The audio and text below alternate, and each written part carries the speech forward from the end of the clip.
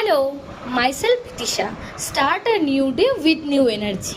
এখন তো আকাশের দিকে দেখলে ভালোই বুঝতে পারা যায় পুজো প্রায় দোরগোড়ায়। আর কদিন বাকি পুজোর। চলো, সকাল সকাল ঘুম থেকে উঠে ফ্রেশ হয়ে সবার প্রথম কাজ হচ্ছে হাফ পাতিলেবুর রস দিয়ে দিনটা শুরু করা, উষ্ণ গরম জলের সাথে। এটা খেয়েই লেগে পড়লাম লাঞ্চ রেডি করতে। অফিস আছে, অফিসের জন্য লাঞ্চ তৈরি করতে হবে। অফিসের জন্য লাঞ্চ রেডি করে নিলাম, তারপরে এবার ব্রেকফাস্টের পালা। ব্রেকফাস্টে আজকে খেয়েছিলাম আমি ছাতু।